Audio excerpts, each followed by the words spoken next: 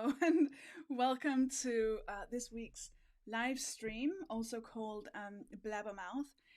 If you are watching or listening live to this and you want to join in with the discussion, you want to go to YouTube. If you're watching from Patreon, you want to click the little YouTube button so you can go onto YouTube and then you can use the comment section. You can also still go to sofiehagen.com /blabbermouth, and that is where you can record a voice note if you want to join in with your voice throughout the show. Welcome to today's recording. Let me just make sure that I have everything sorted. Yes, I think we're all good. I have sent the interview link to the two guests that we have today, and well, let's hope. Let's hope it all works. We're doing this later than we did last week. It's now 7 p.m., at least here in the UK. So we probably won't have anyone joining at 5 a.m. in the morning like we did last week. So the topic of today is how to feel good. Now, we live in a world where health is very much individualized. We tend to blame anything to do with health on the individual person, on you and me. Mental health, physical health, the general health of the whole country you live in is blamed on individuals. Economic health, like everything, tends to be blamed on the individual. So the very idea of coming on here and talking about how we individually can feel better is in itself tricky. I want to say problematic, but that has a slightly different tone than what I want it to be. It's at the very least, it's tricky because we want to ask the question: how much of this is our fault? You know, how much of our own lack of health is our fault, and how much is to blame on the way society is run? How much is blamed on poverty and inequality and discrimination? And that is very important for us to remember when we do talk about how to feel good. But since we can't currently fix any of that, we're going to have to just talk about how you and I can feel better. And that's sort of the topic of today. So I would love for you all to join in the comments. Let me know what makes you feel good. It's a very, very simple approach to the question. And I think we should start with, I took notes this time just so I can sort of remember what has to happen. Oy, but I didn't think about how there should be space on the, there we go. So, so let's see who we have watching this week. We've got Holly. Holly, last week we talked about Holly's writing. Holly writes a lot in Holly's spare time. So we talked about fat representation with Holly. And now Holly tells us, man, I'm sick, so I'm just sitting here with some garlic tea.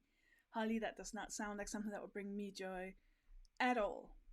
However, we've got Kiri Green saying, I just had a brownie and coffee for dinner. Now that is definitely something that will bring me joy. Oh, we've got Jillian saying, I have ice cream and a cup of tea. Listen, it seems like you're all doing this whole how to feel good, like you're nailing it down to the last bit. So let us start with a voice note that we received. And this one is from Jess.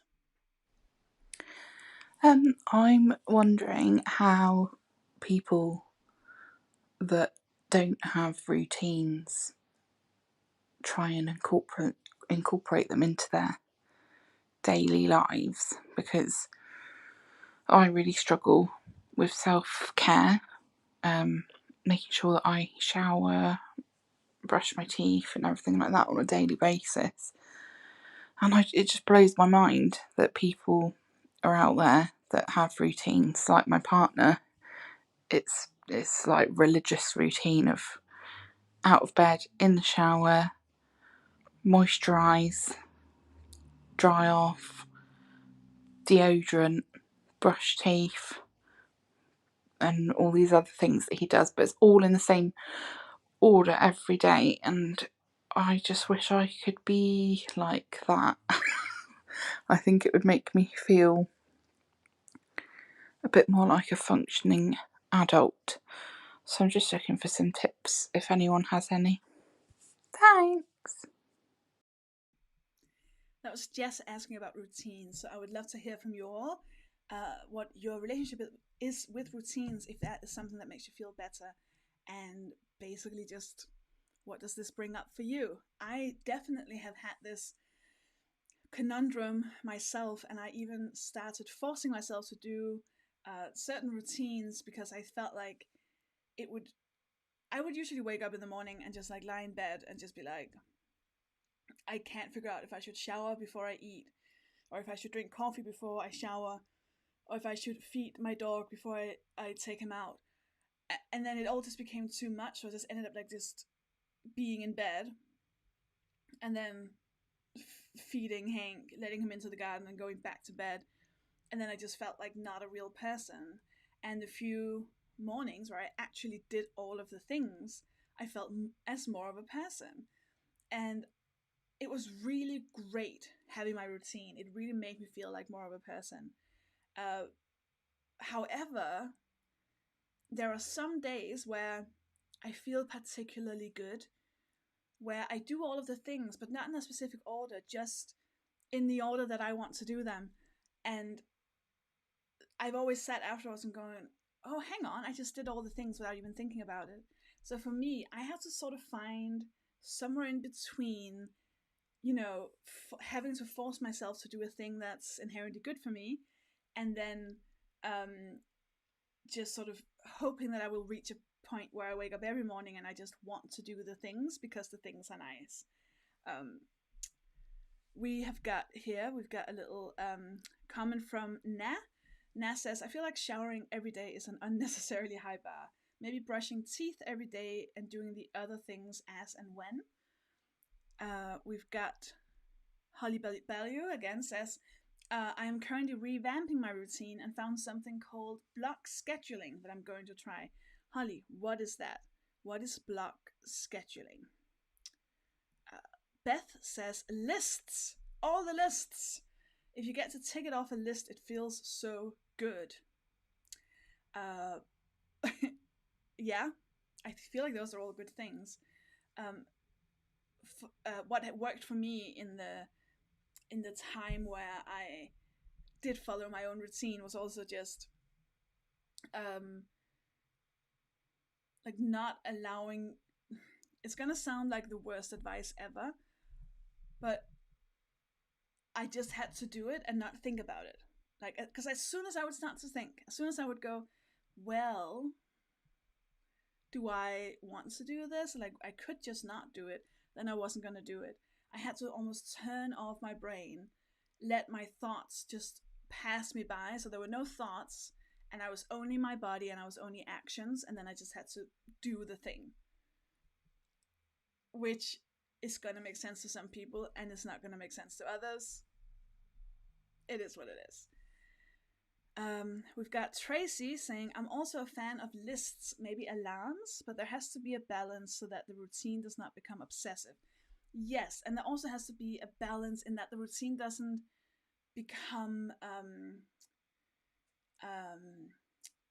uncomfortable, and that you don't end up setting a standard for yourself that's so high that you will feel horrific if you don't end up doing it.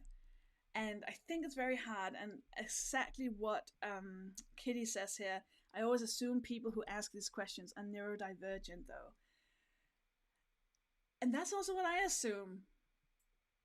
But it's also something that I'm pretty much assume about most people watching. Most people who follow me, well, at the moment, almost all people online seem to be neurodivergent in some way or the other. And I definitely think there's an aspect of that as well that makes certain parts of life seem very, very hard. So for example, I missed a few here. Kiri said, I used to have a proper routine, but now I really struggle. Milena says, routines can be helpful when they help with removing decision making, but I can also switch to going to two extremes or something in between. Routines can be helpful when they help with removing decision making. Exactly. that is the sole reason why I want a routine, because otherwise I will overthink myself to death. I'll be in bed and I'll be like, but if I brush my teeth, then and then eat afterwards, then that won't taste good. And if I eat after I shower, then that'll feel like I'll feel like dirty. And then I should just shower after I eat, but then I should also brush my teeth before I shower. And it just becomes this weird thing that actually doesn't mean anything. Like it's not a waste of toothbrushing if you eat afterwards. Like that's not how the world works. And the thing that now I'm trying to don't remember who. Oh yes, what Na said about you can brush your teeth every day and then doing the other things as and when. I think the problem is that as and when is not a thing. Like when is that?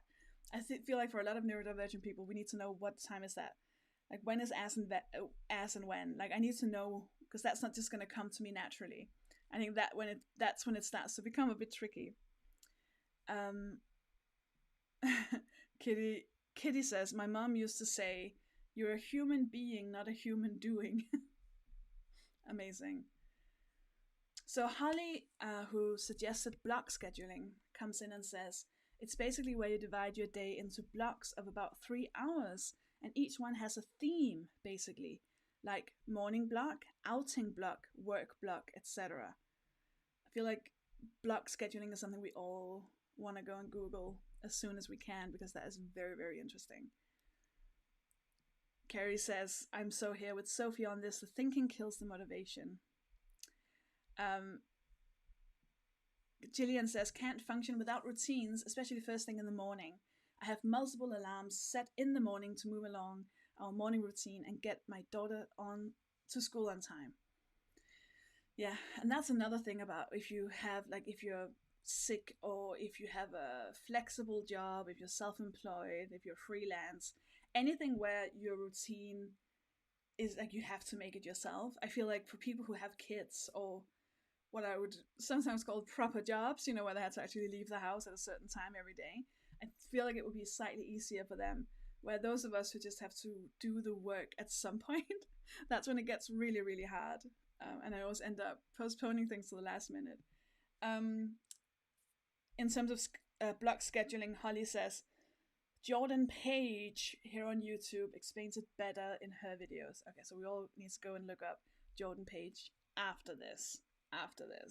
Now, in about 7 minutes, if everything goes according to plan, which I can double yes, we will have a guest, and this guest is going to be Dean Burnett. Now, Dean Burnett wrote a book called The Happy Brain, The Science of Where Happiness Comes From and Why.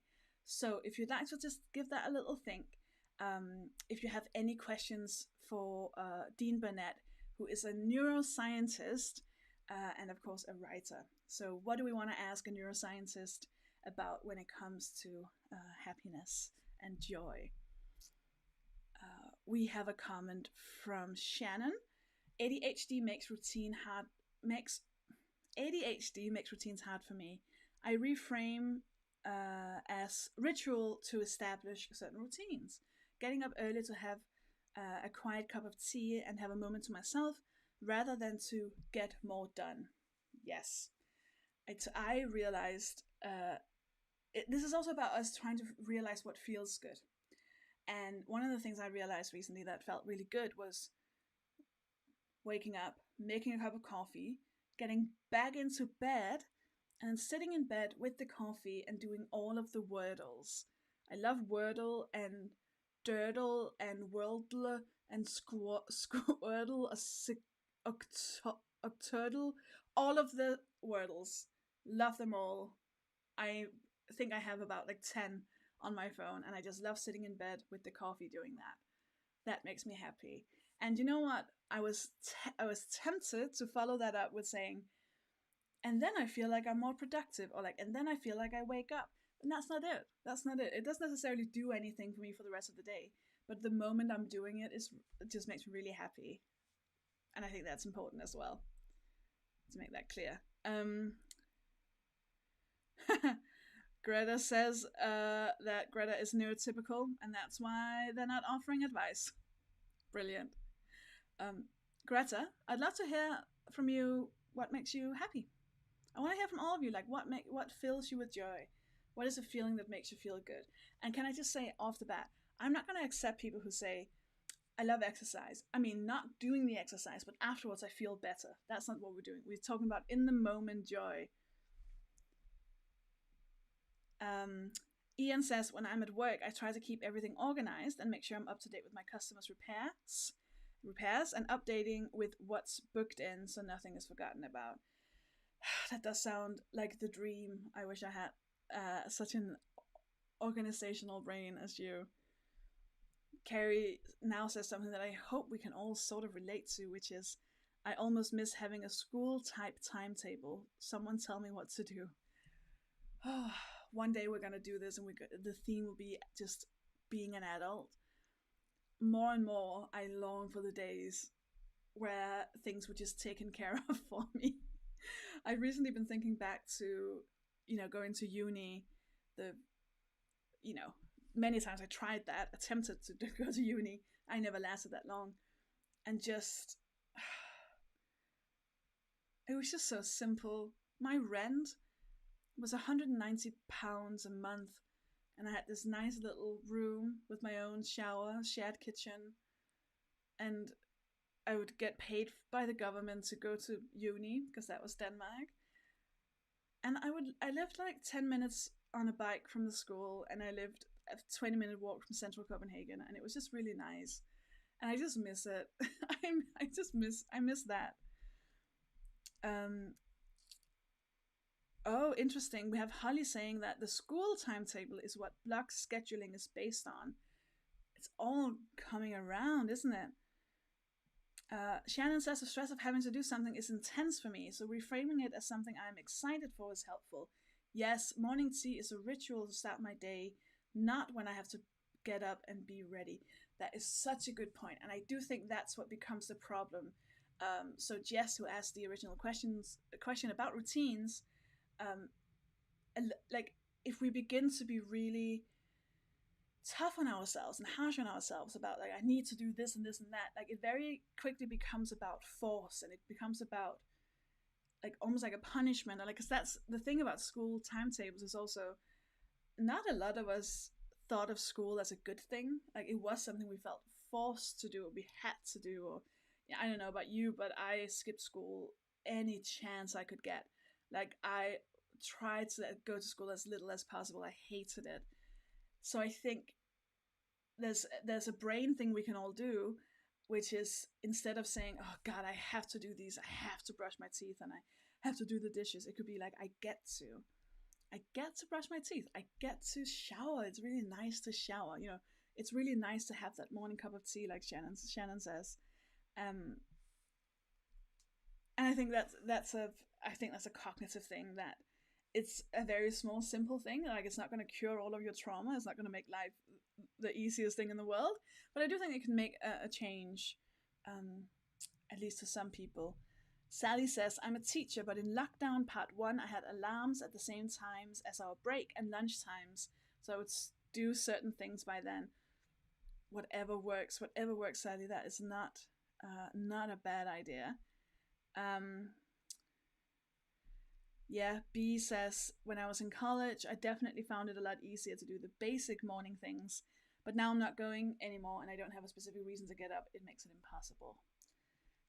So we are about to have Dean Burnett as a guest. I can see he has just entered the green room, so I'm about to pop him on the screen. I'm just going to check if you have submitted any questions for Dean. If not, that's absolutely fine, because I have about 1 million. So let us let Dean into the room. Wait, add left, add right. I think I want... that depends who's right. That was a right. Hi, Dean. Hey. How are you? Hi, Sofie. Okay. Yeah, thank you so much for doing this. No problem. Always happy to. We were promised a puppy. Yes. Do you want him first, or do you want him towards the end? What's do you want to have a delayed gratification? Can you do the whole thing with the puppy in the shot? feasibly, but he's at a very bitey stage, so it would be a disjointed discussion. So he's Let's wait. learning that no, human Let's wait flesh till isn't the end, Dean. shouldn't be the default the default reaction to it.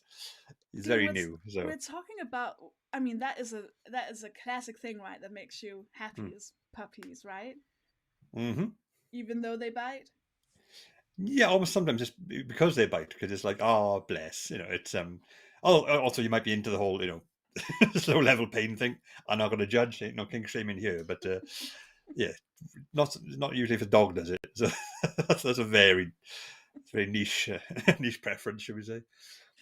What Hmm. makes you happy, Dean? A lot of things, it's been a difficult couple of years in that respect. So I've learned to pay back a bit and to embrace stuff. And I've spent the day with my family. That's always really nice, being able to be around the people you're close to and feel connected with. I do, and it's probably cliche, or perhaps I do enjoy learning new things I didn't know about before. I've gotten into a lot of podcasts recently, which are very much outside my comfort zone. Things about sport, about music, about things like that, and weirdly hearing people who are enthusiastic and knowledgeable about something discuss it with a passion is, I find that genuinely very rewarding. So it's very much I'm sort of in that sort of headspace at the moment. Like I'm like learning new things from other people who care about those things. That's my current indulgence, should we say? It's hardly a vice, I know, but it's something I enjoy. No, I love that. In terms of advice, though, you wrote The Happy Brain, the science of where happiness comes from and why. Um, Dean, where does happiness come from and why? I mean, at the most fundamental level, we're talking about triggering activity in the reward pathway of the brain, the mesolimbic reward pathway, the dopaminergic reward pathway. It's got multiple names, but it's all pretty much the same thing. And that's like the most basic uh, uh, sort of sensory manifestation of pleasure. It's a reward. It's like something good happened. Your brain recognizes that was a good thing. That was a positive thing that just occurred, and we should encourage that sort of thing. We should make a note of that so we do it again. So you experience pleasure. It's a ventral tegmental area connected to the nucleus accumbens. It's the small, very deeply embedded in the midbrain. It's very old. Like so many species have this because it's a fundamental part of life. Just knowing that this is good, that is not good. So whatever triggers that tends to be something which makes us happier. But that's actually it's more complex than that, because that's what I've just described is the raw sense of pleasure, the sense of feeling good about something.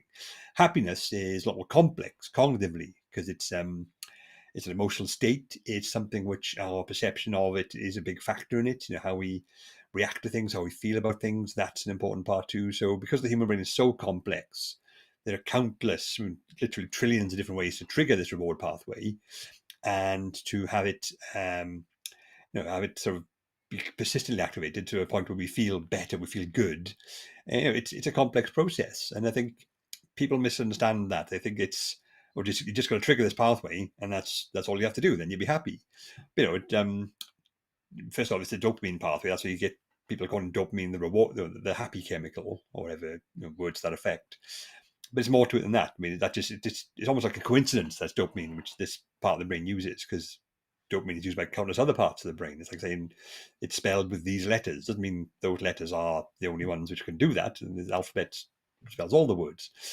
And you can have medications which boost dopamine levels, and they don't make you happy. They make you very unhappy, like the ones which treat Parkinson's disease. They help, but they're not pleasant, because so much of your brain does use dopamine. And so it's got to be more subtle, more nuanced than that, and things which like you feel give you a sense of reward. And it's not just basic fundamental urges.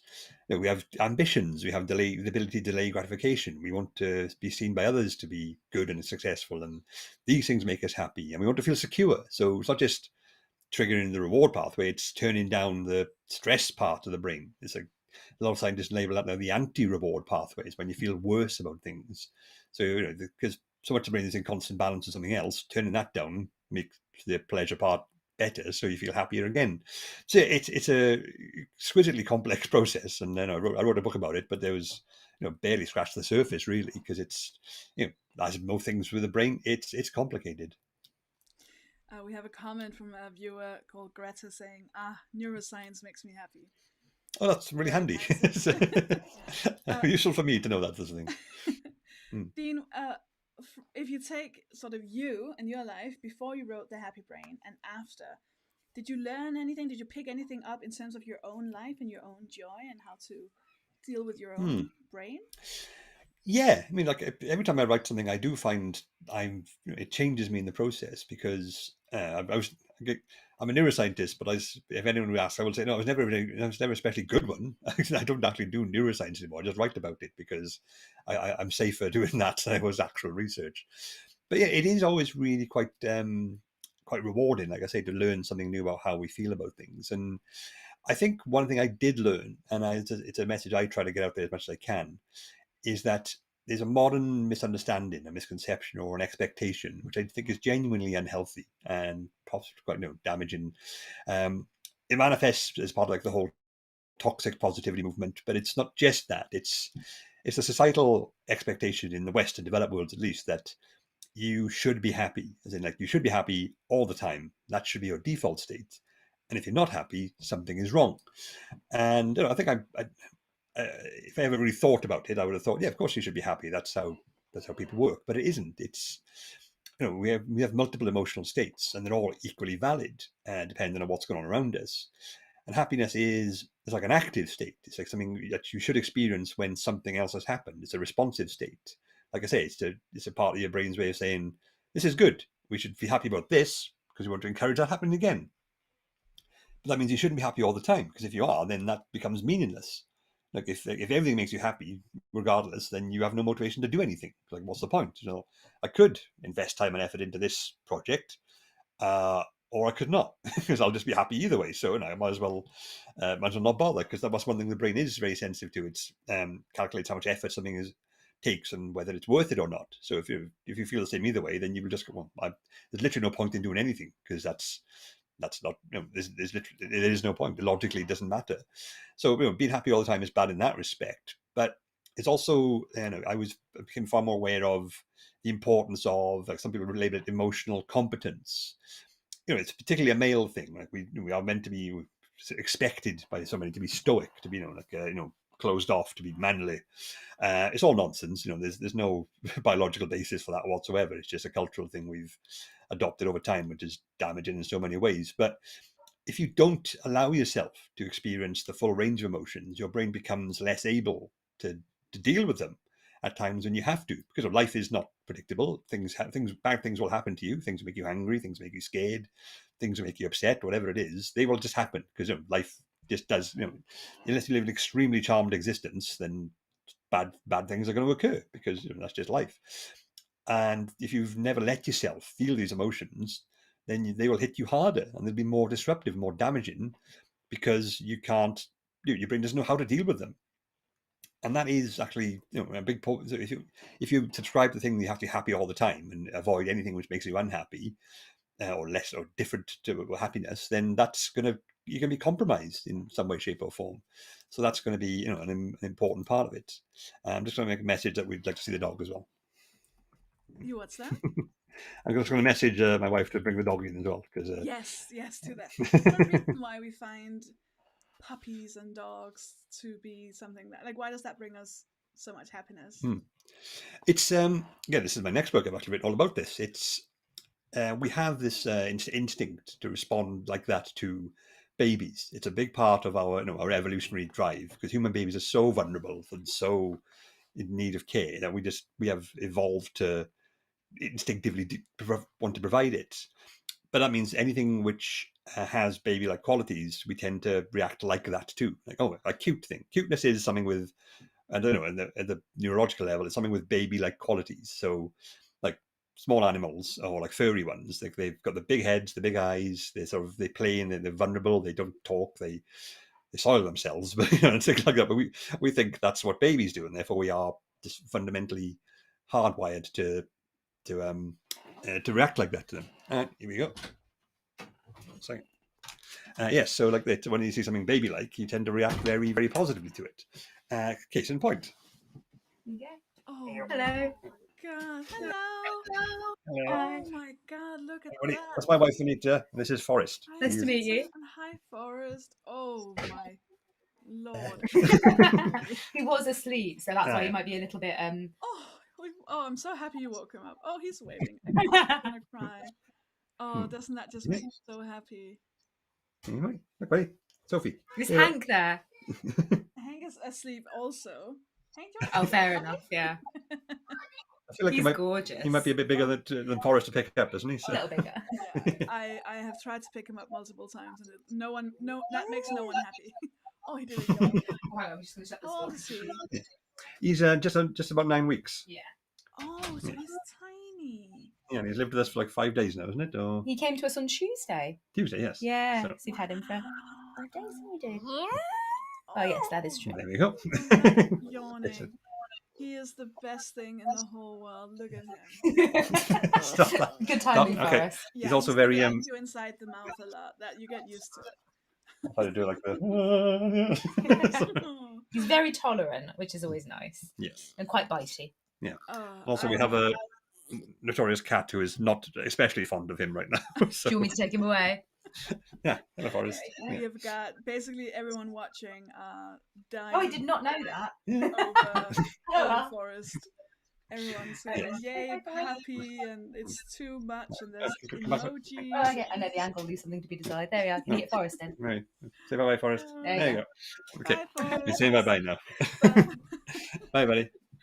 There we go. People A are puppy for absolutely everyone. losing it with joy over that. Thank you so much, Dean. That is amazing. What is the next book you're writing, or what is the...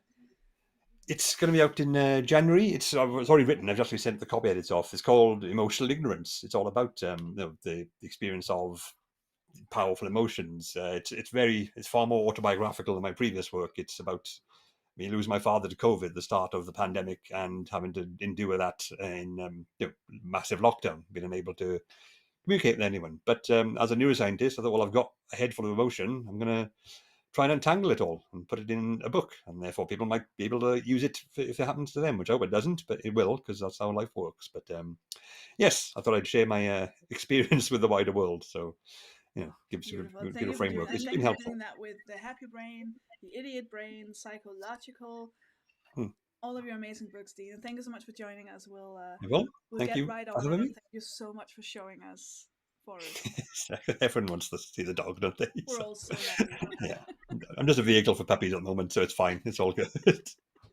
Thank you so much, Dean. Have a good evening. You too. Bye-bye. Bye. Oh, I am feeling... I'm feeling so bad for anyone who's just listening and not viewing this. I do apologize to people listening. You just missed out on a puppy, which is horrible for you. Jessica Russ says, I don't respond to human babies like that, but small animals I do. I love my daughter's guinea pigs. I don't really react that way to babies either. I'm positive about babies as long as they're not in me or coming out of me or have come out of me. There are none. There are none babies that have done that. So it's not like I'm saying I hate my kids. I don't have kids, thank God.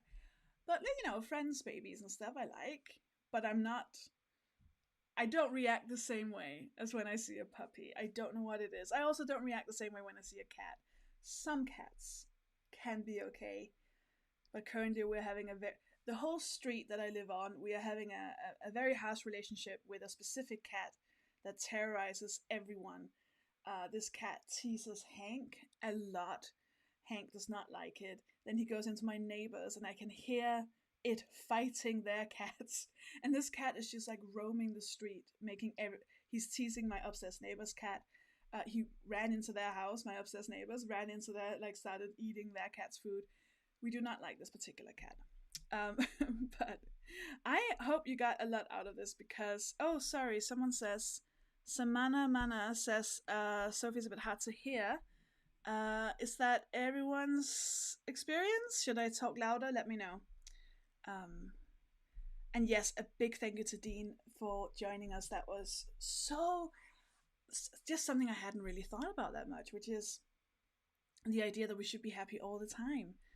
And actually bringing up the fact that we should be able to feel, because I wanted to ask Dean, I wanted to be like, well, if we're not aiming to feel happy all the time, what are we aiming to feel all the time? And then he answered that before I asked it, which was basically all the feelings. Like, the thing we should aim to feel is all the feelings, which is horrifying, because I'd love to just feel the joy and then not feel the anger or the sadness or the fear, all these things I don't like. But again, that is why I'm 16 years into therapy, isn't it? Holly says, I like my own kids and babies, but other people's makes me very uncomfortable, which is funny since I used to work in daycare. I used to bloody love children. I worked in a daycare as well. So you're saying you can't... do you know what? I think it might be this guy. Oh, this makes all the sense. I'm so sorry if this gets very loud now. I'm going to try and control it a bit. It should be better now. Don't know why it was turned all the way down. Don't remember what I've used it for. Anyways, a lot of you had questions during the Dean thing about, for example, Sally said, is there a link between trauma and not being good at correctly identifying emotions? I didn't ask Dean this because I don't think that's Dean. Well, two reasons. I don't think that's Dean's area. He's a neuroscientist, and I feel like this would very much be like a psychotherapist, psychologist question. And also, yeah, the answer is yes. There is a link between trauma and not being able to identify emotions. And then a lot of you are talking about how much you love learning. We've got Kiri saying, perhaps a bit flippant, learning makes me happy too. With that and the schedules, maybe I should just go back to school, and then like a laughy emoji. And you know what? About a year ago, I found some courses that, psychology courses, like for therapists, and I signed up, even though I was like, I probably won't be able to understand any of this because it's for people with the actual education. But they're all online and like, virtual and whatever. And it was one of the things that I have remembered, like one of the things that reminded me that I love it. I love learning, and I also love learning about psychology and the brain and trauma and all of these things. And that's something I've kept in the back of my mind, like this is something I enjoy. But then of course the question is, why am I not doing it? Right? I think one thing is identifying what you actually like to do. Another thing is then doing that. Do you know what I mean? Does that make sense to you?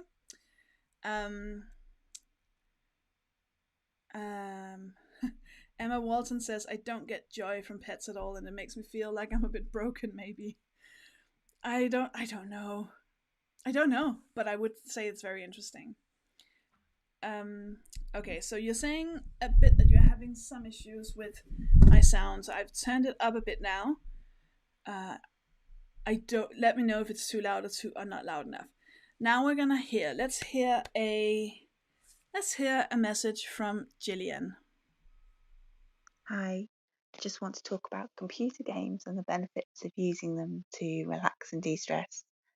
I know you play a lot of The Sims. Oh, there's my cat coming into the room. Hi. Sorry. Yeah, I've played a lot of The Sims in the past. I know it's easy to kind of get lost for hours just playing it, taking your mind off things and de-stressing. I don't know, is it a good thing or a bad thing to de-stress that way? I enjoy it. Or am I just avoiding things by playing a computer game for so long? I play a lot of Animal Crossing on the Switch, and I'm been playing it a lot recently because I've been quite stressed. And I just have a lovely time running around my island, chopping trees, catching bugs and fish, and talking to my animal villagers, and collecting furniture and decorating and going swimming and flying to another island.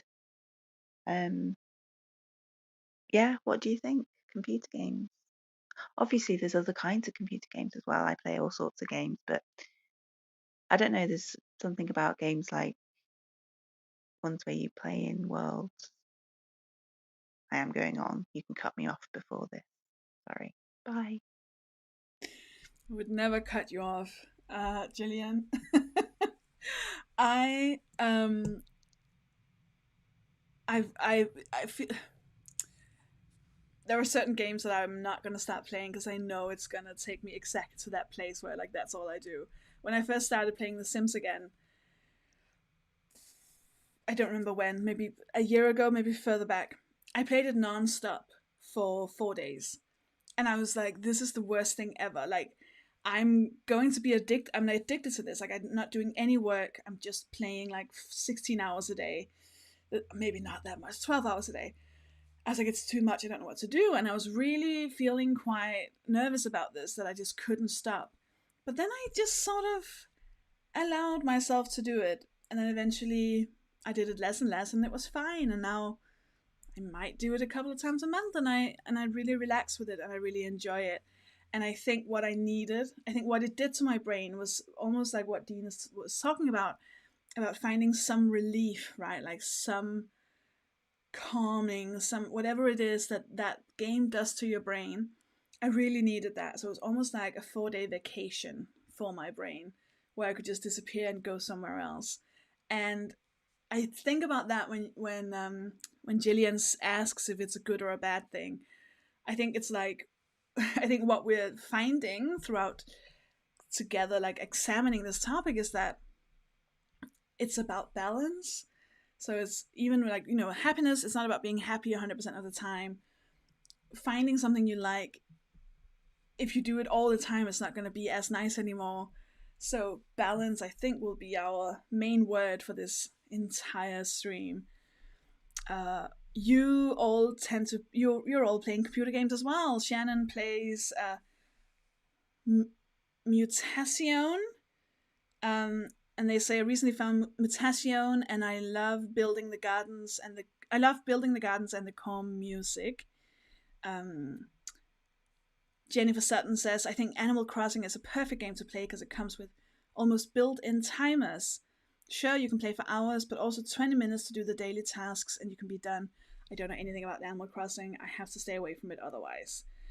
I will get addicted. Sally Probert says, I was given Spirit of the North for Xmas for Christmas, and it's so gorgeous where you play as a fox. I don't even know what that means, but it sounds brilliant. Gillian apologizes for rambling. Gillian, you did not ramble. It was beautiful. I love it. Tracy Levitt says, I love things like Wordle, but have a damaged spine, long story, so I'm supposed to stay off devices when not working. It's not going well. It's going well, obviously. Tracy, how does you having a damaged spine have anything to do with staying off devices? Question. Steph says that Stardew Valley has held my mental health together with tape. I know none of these ones. I know none of them. There's a game called Gris that Gillian suggests, also Sally Probert. Holly says, I think unconditional permission for things is not only important for happiness, but for natural self-regulation rather than restriction. Yes, exactly, Holly. You say it so perfectly. A writer you are indeed. So in about 5 minutes, if again everything goes according to plan, we will be joined by comedian Kiri Pritchard-McLean, who is just a wonderful comedian. And so start thinking about questions if you want to ask Kiri anything. Perhaps looking down at device. Oh, I think it's because Steph suggested, because I was asking about the spine. Steph says perhaps looking down at the spine.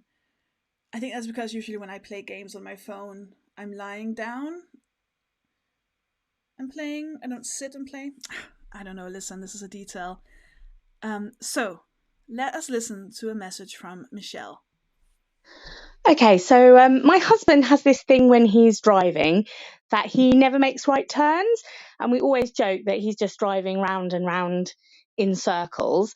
But actually what it is that really, why do something that makes it uncomfortable for you or is difficult or is stressful when you can make an easy left turn and just go round the roundabout? So he always says, when I'm feeling nervous or anxious, he always says, why are you making a right turn? Why don't you just make a left turn and go around the roundabout?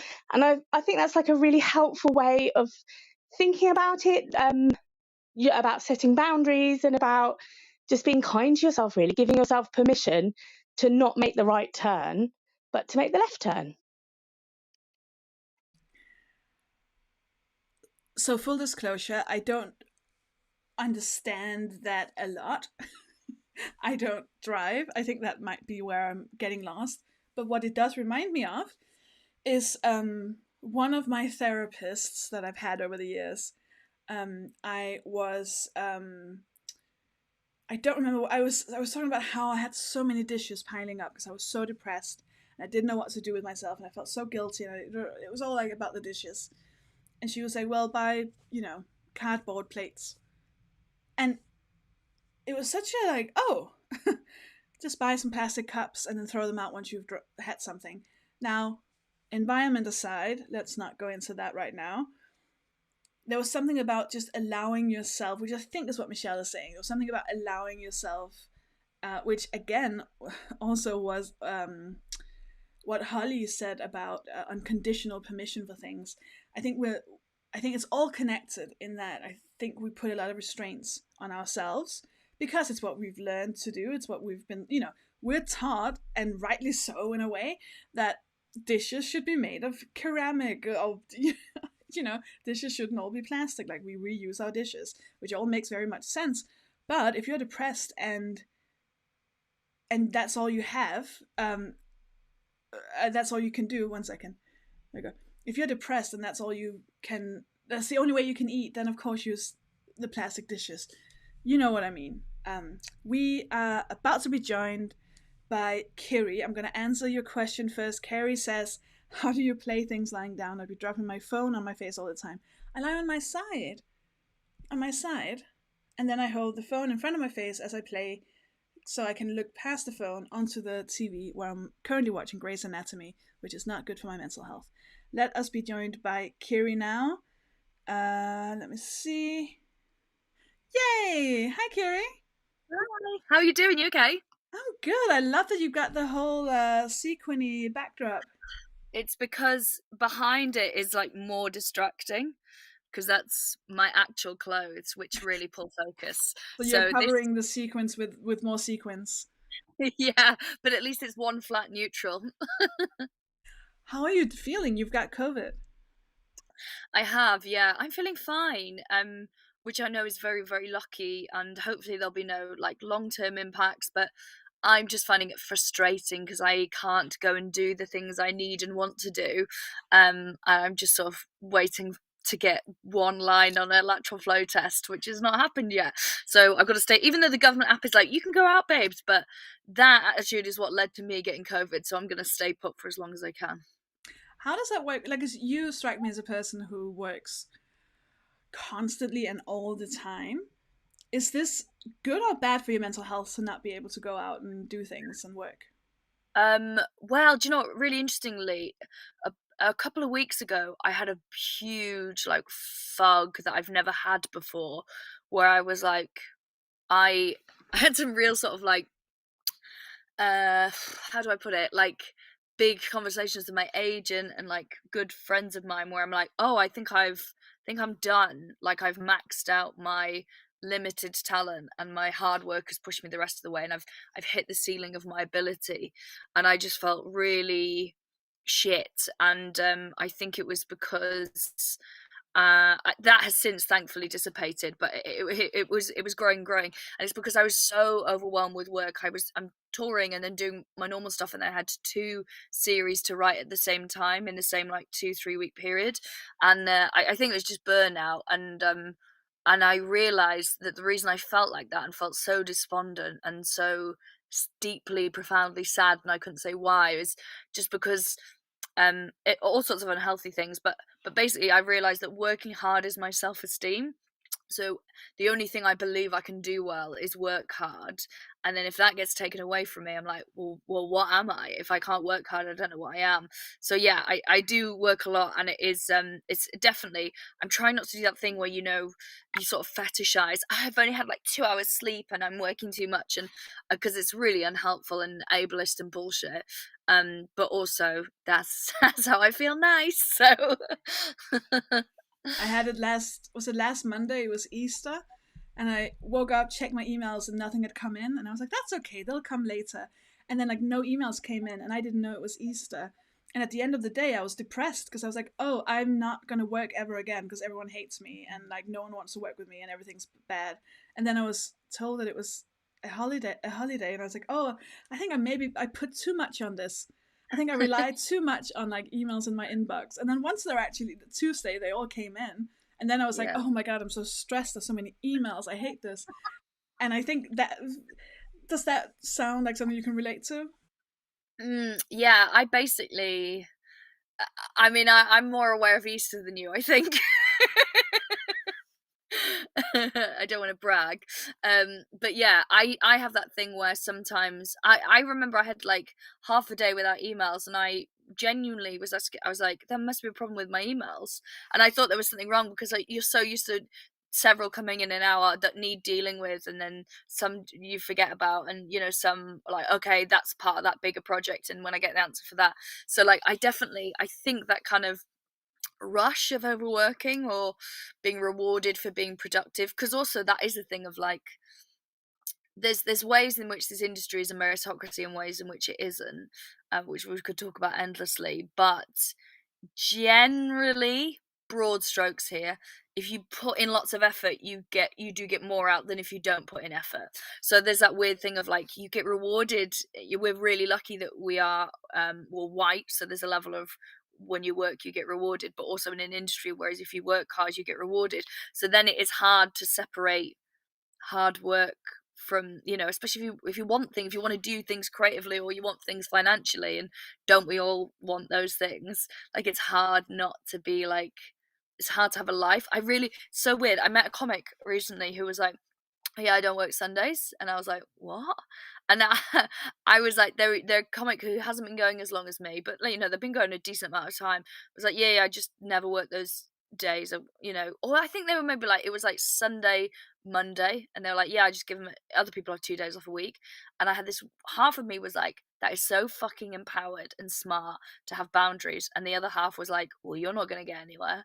And being like, yeah, enjoy it, babes, no one's going to be asking you to work those days in a few years.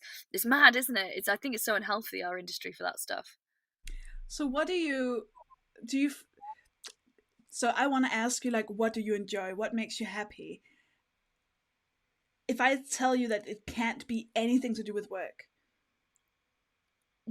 does that restrict you a bit?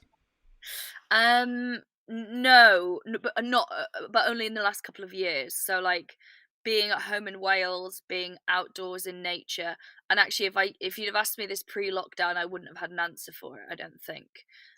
So it was being forced to, actually genuinely the first 3 days of having COVID was incredible, because I was meant to be going down like to London and back in a day, and I had meant to be doing something else, and I just couldn't do those things. I had to stay put, and it reminded me so much of lockdown, with that whole thing of like you're allowed not to work and you have permission and nothing's gonna break and you're not gonna fuck anything up for anyone. It is just the way it is, because all my friends swept in and took care of it.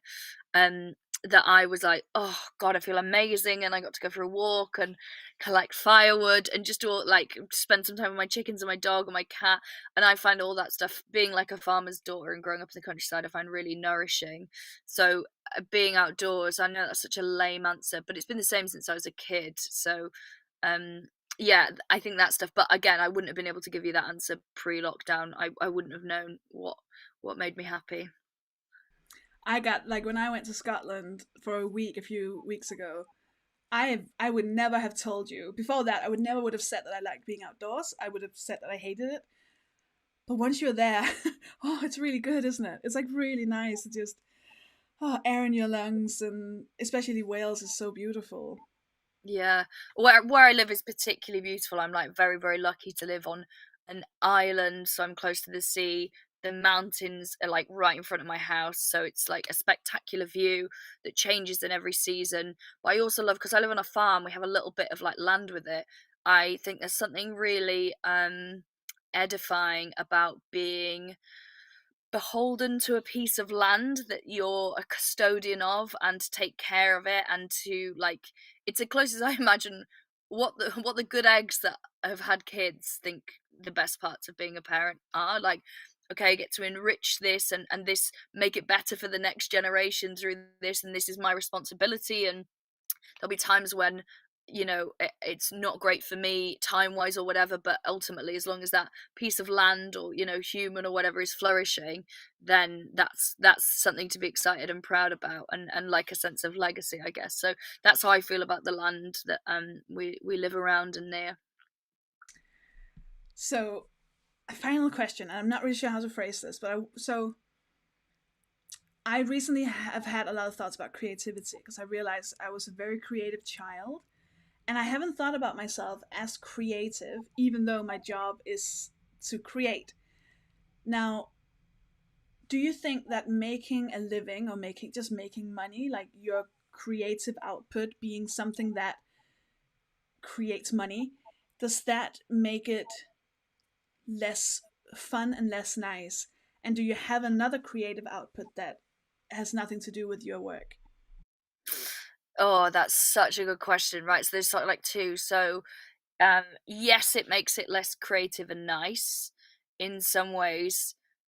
For instance, like the circuit I came up on the Northwest, the way to make money was to do the clubs. So what you saw a lot of was the quirkier, weirder stuff having its wings clipped, because they were there. Well, also now everyone's weird sort of tendencies when they're experimenting, when they're baby comedians, those were rubbed off very quickly, those corners, because that wasn't right for the rooms that we were playing.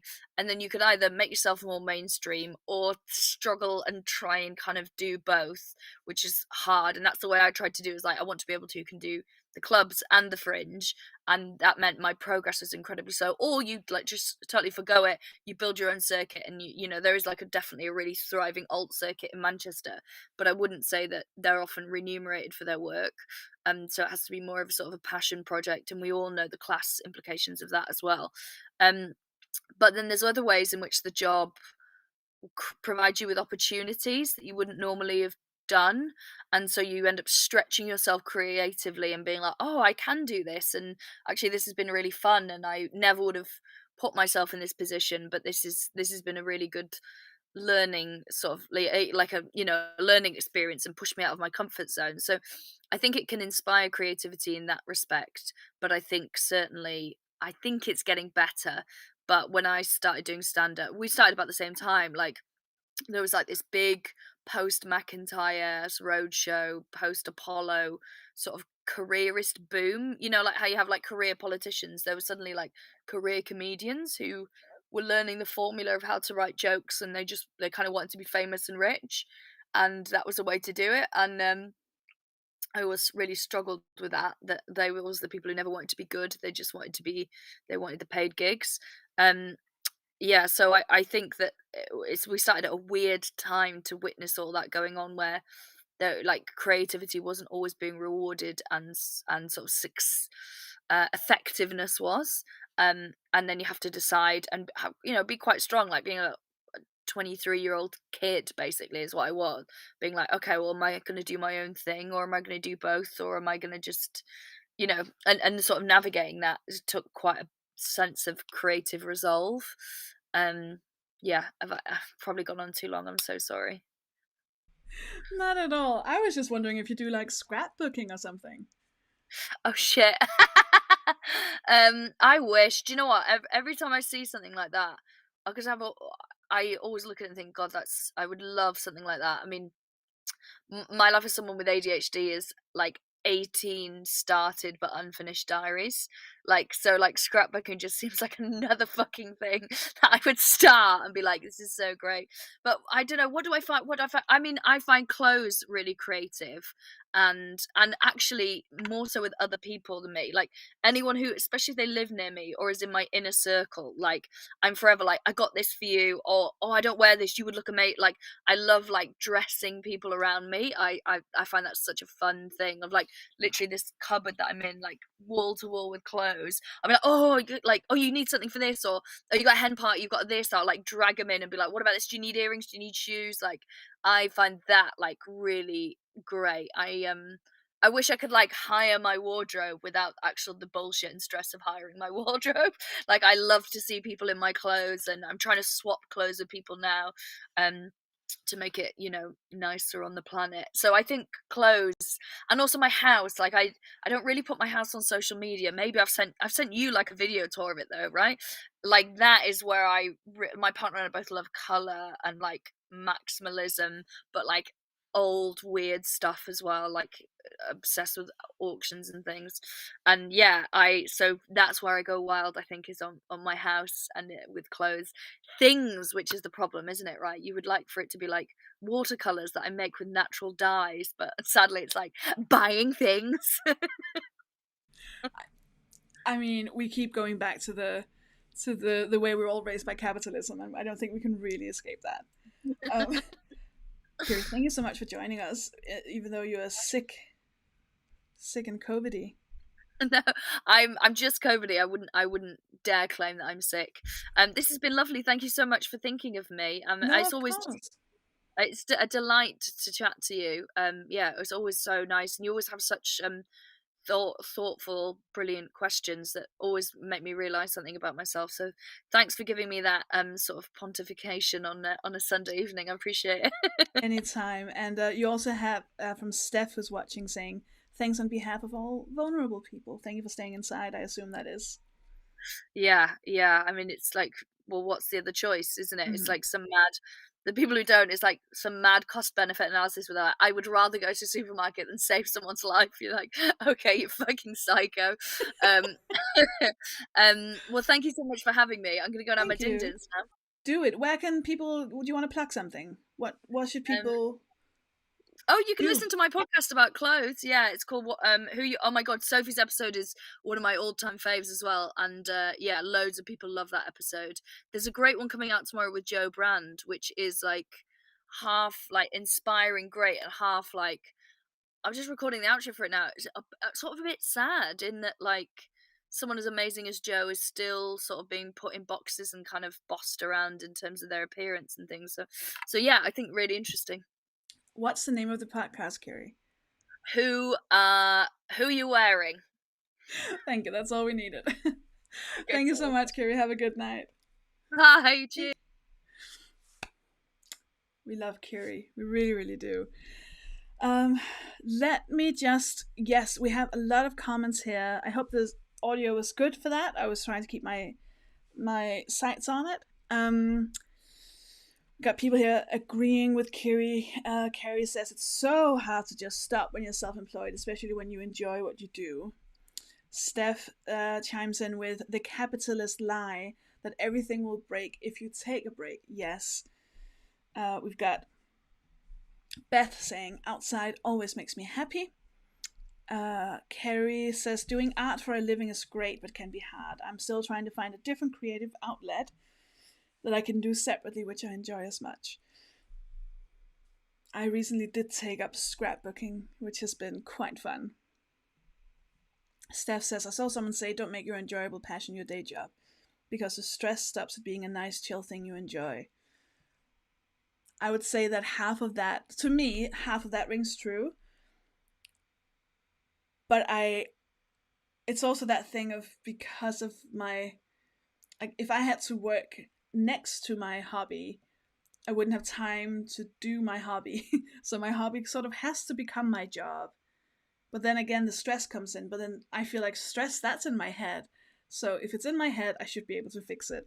But that is also just how I more or less successfully live my life. Jennifer Sutton comments on Kiri's earrings. Listen, I don't remember them, but I know that everything Kiri wears, wherever, whenever, is glorious and beautiful, which is one of the reasons you should listen to her podcast, Who Are You Wearing? What are you wearing? Who are you wearing? I already forgot it. Right. Let us get into this voice note that we received from Emma. Learn from other communities about what can make you feel better. Something I've learned from the autistic community is that coping mechanisms that are usually considered exclusive to the autistic community can actually really benefit the greater population. Things like stimming and adjusting your sensory input with like noise canceling headphones can actually really be helpful to anyone, even if they're not neurodivergent. A very, very, very good point. There is, I'm trying to remember. No, I'll tell you what it is. I've been watching Grey's Anatomy nonstop for many, many days now. And they did talk about PTSD and about how there's like a nerve reaction to being like held really tight, which is something that some autistic people need when they're having certain, I don't know what the right words are, like need to be held tight, which is why like weighted blankets can be really, really good, like feel like you're having weight on top of you. And that's not just something that as Emma said, that could benefit autistic people or people with autism. Don't get me started on first person identity first language. People disagree. Help. But I think it's a really good point, because I feel like some of us have been. It reminds me of someone in my family who had to stop working because she was so stressed, and she came down with stress and had to stop everything and do nothing. And she was sort of forced to figure out how she could live a really nice life, because when she was even the least bit stressed, she would break down completely. And it sort of reminds me that there are some people that are pushed to a point where they're forced to do something that's good for them in order to not feel like the worst in the whole world. Whereas some of that, like some of us just live on the edge of stress, for example, right? We just live on the edge of stress. And it's a shame that we have to be pushed over the edge before we can be allowed to feel joy, or like not feel like shit, if that makes sense. So I think that's a really good. I bought a weighted blanket, I think a few years ago. It's under my sofa. I've not used it yet, and every day I'm like, oh, I need to bring out that weighted blanket because I think I would like it. Maybe tonight's the night. Maybe tonight's the night. Holly Na says, I love my weighted blanket. And I almost banned Na by accident. I'm sorry, Na. So let us. Okay. Let's go deep, right? Let's go deep. We've got this voice note from Na. Speaking of Na. Hello, Sophie and everyone. I just saw that the theme that's been suggested, I don't know whether it will eventually be picked, for tomorrow is how to feel good. And I thought I'd just share, for me at least, actually like a big process of starting therapy, I've been in therapy for a bit over 2 years now, was that it took me like about 1.5 years to get to a point where I think wanted to feel good. Like my therapist would say things like, you know, you want to be like, you know, live your best life or be the best version of yourself, etc. And that just didn't really do it for me at the time. I felt so trapped in my negativity in a way. So obviously I'd gone to therapy to try and feel better, but I was still not really ready to move forward.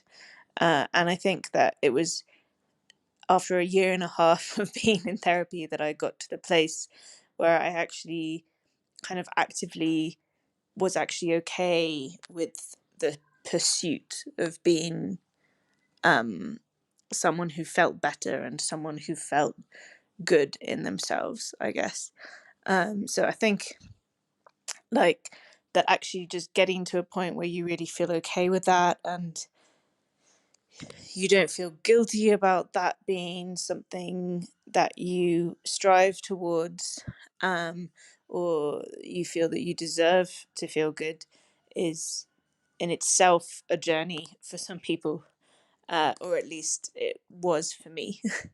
And I think that once I got to that point, then everything has improved since then. Anyway. I love a message that ends with, anyway. That's exactly how I end most of my messages. We've got Kiri saying, "I'm enjoying hearing everyone's voices." So am I. I really, really, really love that aspect of this live stream. And I think that now is really touching upon something that is super essential. And it's not about blaming people. It's not about saying, well, you're only miserable because you choose to be miserable. It is about sometimes perhaps thinking a bit deeper. One of you asked, I don't forget who, during the Dean Burnett interview, how can I hack my brain into feeling happy when I'm sad? And it made me smile, and at the same time it made me feel kind of sad because I think we're all so desperate we're desperate to find the hack, the life hack, the button to push, the thing to do so that we can just be happy and joyful. But I think oftentimes it's something that is quite deep.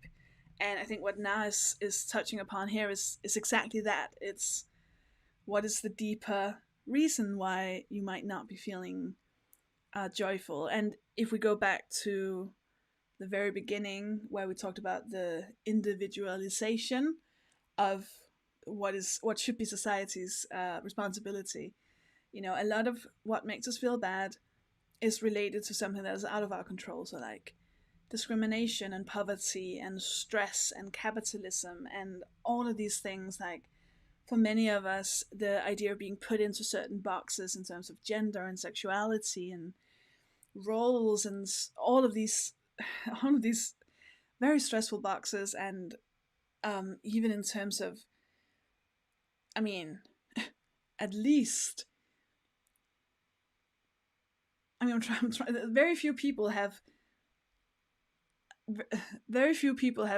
exclusively only privilege, right? Everyone has something that society tells them is wrong or is bad, and that in itself, there was a study.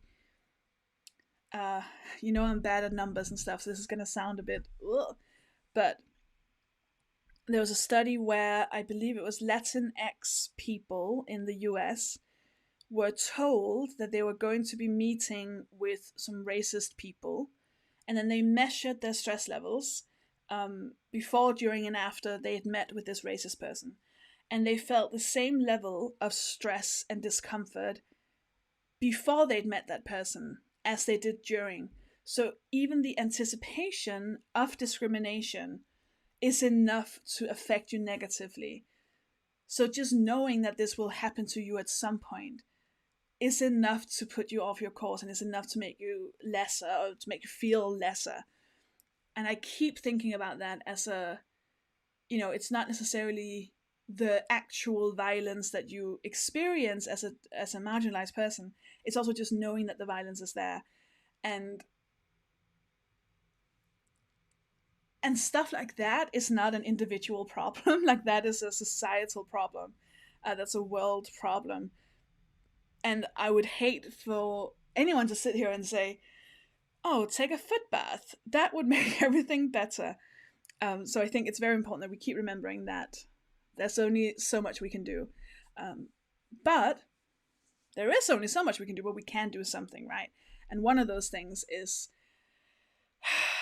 restricting ourselves less, taking ourselves out of those boxes, allowing ourselves to eat from plastic dishes and feel all of our feelings and turn left instead of right. I'm not sure if I understood what Michelle said about that, but I feel like there's some great wisdom behind that. And so maybe sometimes allow ourselves to not have the routine or not do the routine, and just try and reframe what we're doing in the world as something that we're happy to do and something we want to do, rather than something that is there to punish us. That was a little bit of a monologue. Sally Probet says, this is really helping me feel calm this evening. Oh, thank you, Sally. Me too. I'm really enjoying this. Carrie says, oh, that is me. The guilt about wanting to take time to work on yourself is so real and intense at times. It really is, isn't it? It really is. And I do think there's, personally for me, in my therapy, that's Hank doing a little shake of his head. In therapy, there's often a thing where where when I need to figure out why I'm not doing a thing, or why I have not changed a thing, or why I keep doing whatever, the answer is there's something I still can't let go of. Like there's something in my childhood where I feel like, well, if I'm thriving and I'm happy, if I'm truly happy and content, and this is going to sound like the most Scorpio thing I've ever said, it's like, but then they win, right? Like there was something about thinking, well, if I come across as like happy and having my life together, then my dad is going to be like, oh, so it wasn't a problem after all that I left. And it's so, it doesn't make actual sense. Like, oh, just sit over here and suffer and be sad just so that he knows that 33 years ago he made a mistake. Like, that's not how no one's being punished here. Who's, like, I'm the only one being punished. Like, he's not. Like, if he cared, he wouldn't have left in the first place, right? I'm sorry, that does sound real dark for a show that's meant to be how to feel good. But it is one of those things where when you really dig down into the ugly, ugly, ugly truth, you're like, oh, hang on, this doesn't make any sense. And I'm actually just punishing myself for no good reason. And maybe it's okay that I'm just happy. But, Shannon says, it is hard to feel worthy of ease or happiness sometimes. Yes. And you know what annoys me, Shannon, and everyone?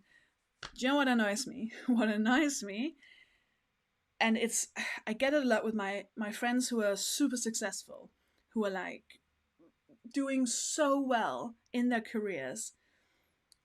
All women, or just anyone who's not like a cis man, there's so much guilt about feeling like, oh, but I'm taking this opportunity, but I'm not actually good enough, or oh, I'm charging too much because, like, what if they find out that I shouldn't be charging this much? And there's all this debate. And what annoys me about that is that there are so many men out there just doing all the things without giving it a second thought. Overcharging and, like, taking opportunities that they don't care about.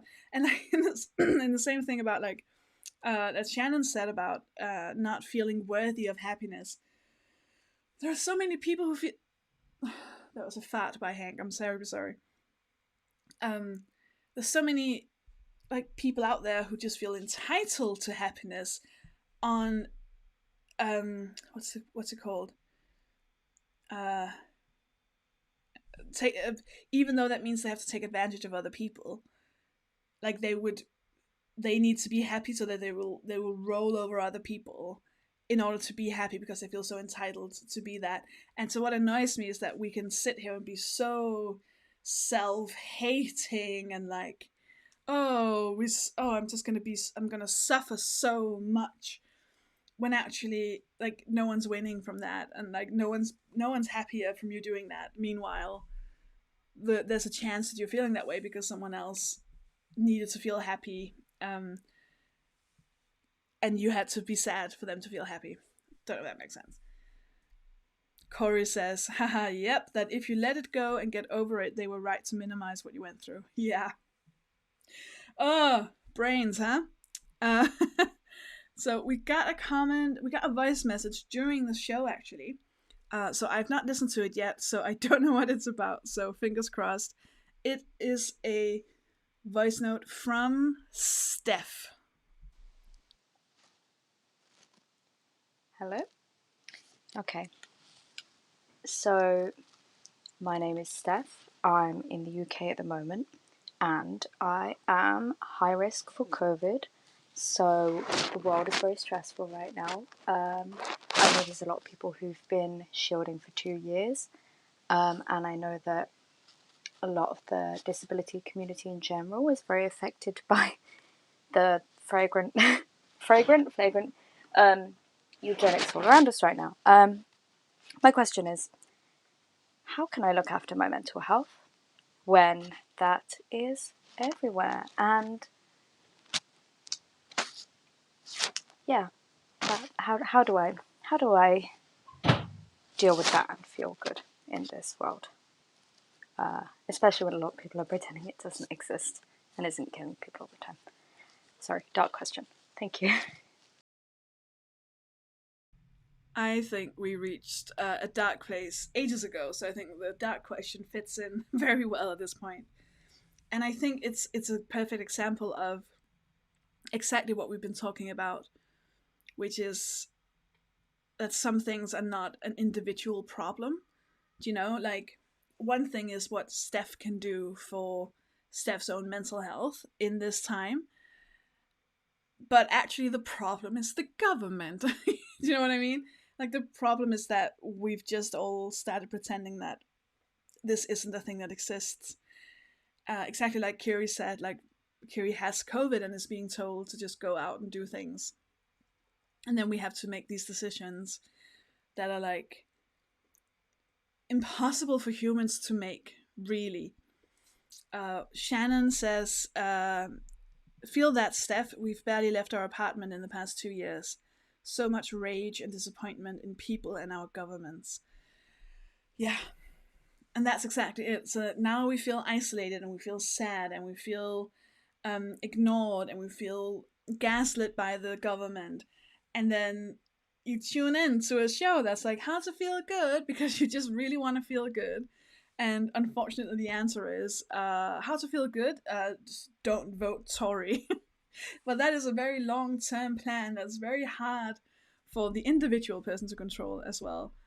Anna Marie Hepburn is also high risk, says the government has a lot to answer for, acting like COVID doesn't exist. No, there's nothing about the government at the moment that is in any way acceptable. And we are just left to sort our own problems, which is breathing. Breathing is another thing that helps you feel good. Movement. Now, don't worry, I would never sit here and suggest exercise. I don't hate you all. But a thing that, and this is another case of, I don't remember where I heard it. I think where I heard it first was from a friend. But I'm pretty sure she heard it from someone else. Essentially, I might be stealing this piece of advice, so I'm sorry, please let me know who I can credit this to. But it was that movement doesn't have to be like, put on all of your running clothes and go running in the street and like in the park, whatever. You can like lie in your bed and feel absolutely frozen and stuck and like miserable. And just like, you can just like move in the bed. Like, what's the word? Is it I want to say the word frailing? Do you know what I mean? Just like, pretend you're a fish on land and you're just like, I'm looking for a verb here. Pretend you're having like an episode or something and you're just like moving in bed. It gets your heart pumping, it gets your blood flowing. It counts as movement. And you know what? I've started doing that now when I'm completely stuck, and it does like launch something in you. It starts something, which is another little trick. But really what we're trying to do is to find out. I think there's a layer, right? There's a layer between what we actually genuinely want to do and then flailing. Thank you, Steph. Steph came in with the word flailing. That's exactly what I meant. Holly says maybe it's more how to feel good in spite of. Exactly. In spite of your dad leaving. Forgive me. One thing is finding out it's what you really want to do versus what you've been told that you should do. Oh, Shannon says this brilliant thing. You can even visualize movement. Your brain doesn't know the difference. That is absolutely true. I've had 2 trauma therapists telling me the same thing. Once I said that I had a lot of anger towards a specific person. Because often what happens is because I don't know which, like the lizard brain in our brain, the brain stem is like millions, thousands, years old. So we're all the way back to like us being little fish or whatever we were. I don't know. But anyway, so we have the fight, flight, freeze, fawn mode. So there's 4 things we want to do, right? Play dead, fight, run away, a fawn, which is more about like codependency and stuff. So like, but that came much later. So our very basic is usually fight or flight. And exactly what Shannon says, like I told my therapist like I had a lot of furies against the person, and the person had done nothing wrong. It was just like, for some reason I'm really angry at this person for getting this thing. It's not something that had nothing to do with them or me. And my therapist was like, oh, well, imagine punching them. And I was like, I feel like that's a trick question. Like, if I'm like, yeah, I'm imagining punching them, you're gonna call someone, I'll be taken away, because that doesn't sound like a real, doesn't feel like something I should be doing. But she was like, yeah, do it. And I was like imagining it. And I've done it in other times where I was like, oh, I just feel like I have this energy, I just need to like get it out of here. And she was like, imagine running. So I would sit there and just imagine like running and running and running, and you just like, it works. It's exactly what Shannon says. Your body is like, oh, I guess we're running now, and it works. It's amazing, and you get to, and you don't have to do it in real life. Jennifer Sutton says, Angela Lansbury, as was talked about in the podcast Maintenance Phase, talked about joyful movement, which is a phrase I now love. 3-minute dance party in the kitchen, / chasing the cats till I'm out of breath, / gardening. Yes, exactly. I've started playing real loud music in the kitchen and dancing around. The only thing that stops me is that Hank looks at me very weird. He's like, what is happening? You're moving in a weird way. Kiri says, my dog knows when I'm needing to move and brings me all his toys. Oh, that's adorable. That's adorable. I'm very happy that Hank likes to play in the garden. So we often just run around in the garden as well. And it's funny because I didn't even really think about that as movement, because I just thought of that as like play. But that's also movement. Anyways, I feel like we should have some kind of conclusion. And I think one of the closest things we'll get to a conclusion is this voice note from Elise. Hi, my name's Elise, and I was just thinking about self-care and how being sick so many times this year since catching COVID at the start of the year has meant that I've needed more community care rather than self-care. And I was just thinking, like, what are some ways we can go about getting that? Because I think it's more important. See, that's exactly what I feel is the balance between you as an individual being in full control of your own joy, and it's the government's responsibility, right? Like, what can we do? And I think community is such a perfect word. It's a word that I actually find a bit boring. I think the word community is boring. But when you really start to... I've never lived in a place where I knew or liked my neighbors. And suddenly I live in a place where I now know, like, upstairs, left and right. And we're helping each other. And this is so new to me, because that's never a world I've lived in, where we'll take each other's parcels, we hand over Christmas cards, and that feels like a micro community thing. And there's something living in an age of the internet that feels very strange about how, like, I actually don't know anything about them other than how they look and where they live. You know, we've not had a discussion on the internet. I haven't found them through a Facebook group or whatever. But there's a sense of we'll help each other out. And that is also, I guess, a little bit what I want to do with this, right? This Patreon-only live stream that will later come out on YouTube. And it's what I've wanted to do, and what I've been trying to do with my Instagram as well is create a place, right? Create a place that we can all be, and where we can maybe get something out of each other's experiences. So, sorry, I was just a bit shocked because Anne-Marie Hepburn just said, did this just end abruptly? Which I hope it didn't. If it did, you'll never hear me say this, in which case, what am I talking about? Steph says mutual aid, and Beth says that was odd, so I wonder if it's also disappearing for Beth. I'm not sure what's happening here with the live stream, but we will also end now because it is 8:30. Holly Ballew says, we recently moved near my parents to have more help, and I struggled with feeling guilty that I couldn't just do everything on my own. And I think that's exactly the kind of mindset we need to figure out a way of getting out of. Because I think we need each other. And I think I think this could be a good... I think this could be a fun place to start. It was a moment it blacked out and then came back. Thank you for telling me that. It cut out and cut back again. Let's see what happens once this is out on YouTube. You may have just missed the best moment absolutely ever. Anyways, thank you so much for joining me tonight. Let's do this again on Sunday. And not sure yet what we should talk about, so I'm absolutely open for suggestions. Thank you for joining in. Thank you for sending your voice notes. And yeah, let's try and be a community and see what we can do for each other. I think that's where we most of us exist online, right? And it's a stressful place to exist because there are a lot of very annoying people online, and it can be very, very tiring.